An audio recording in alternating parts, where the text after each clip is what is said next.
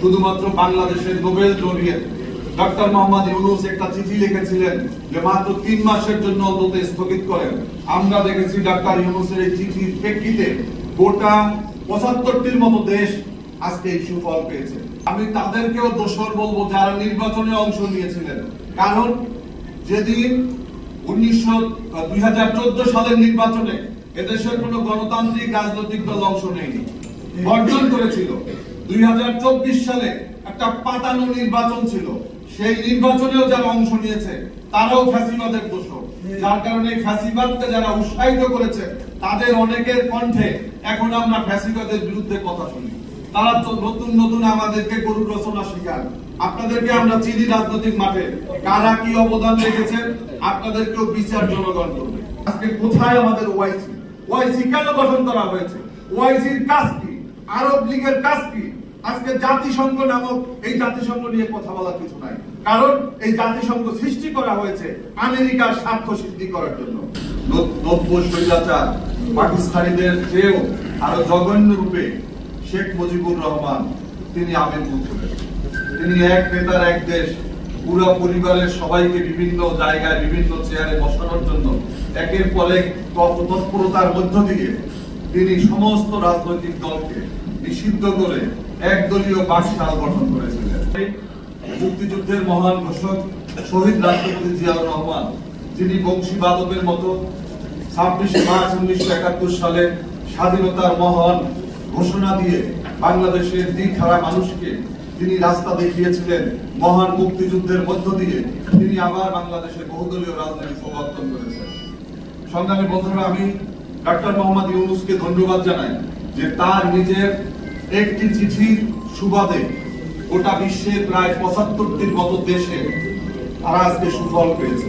আপনারা জানেন যে আমেরিকান প্রেসিডেন্ট ট্রাম্প বাবু তিনি নতুন করে শুল্ক আরোপ করেছিলেন 37%। শুধুমাত্র বাংলাদেশ নয়, বাংলাদেশ, ভারত সহ বিভিন্ন দেশে এই শুল্কের বোঝায় তারা জর্জরিত হয়েছিল।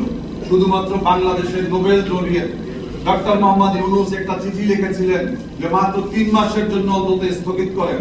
আমরা দেখেছি ডক্টর ইউনূসের এই চিঠির প্রেক্ষিতে গোটা 75টির মতো দেশ আজকে এই সুফল পেয়েছে।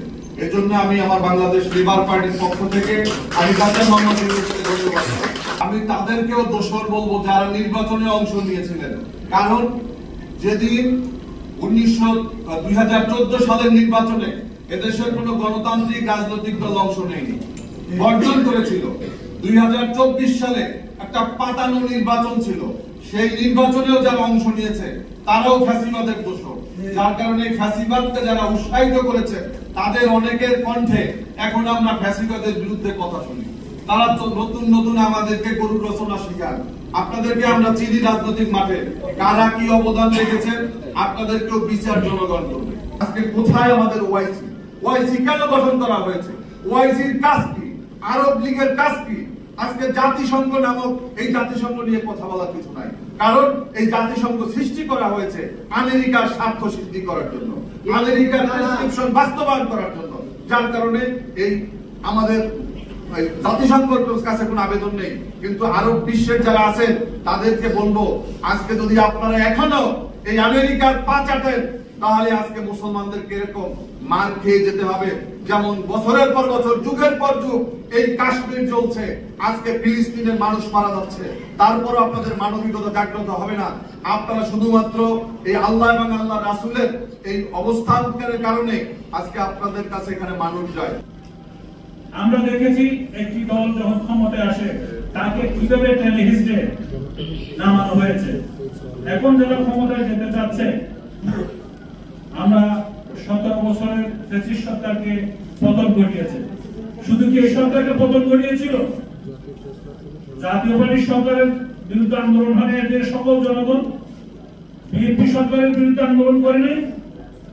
তাহলে একটা সরকার, নির্বাচিত সরকার ক্ষমতায় যাওয়ার পরেও ছাত্র জনতা বারবার তাকে টেনে নামাতে হয় কেন? তারা দুর্নীতি বন্ধ করতে পারে না, তারা চাঁদাবাজি করে, তারা গণতন্ত্র হরণ করে, তারা দেশের টাকাকে বিদেশে পাচার করে। এই জন্য সুতরাং আমাদের যে 24-এর পরে যে সুযোগ এসেছে এমন এক সরকারকে ক্ষমতায় বসাতে হবে যার জন্য আবার সাধারণ মানুষ আন্দোলন করতে না হয়, এদেশের ছাত্র জনতাকে আবার রক্ত দিতে না হয়। স্বাধীনতার 54 বছরে বারবার যুদ্ধ হয়েছে, কিন্তু মুক্তি আসে নাই।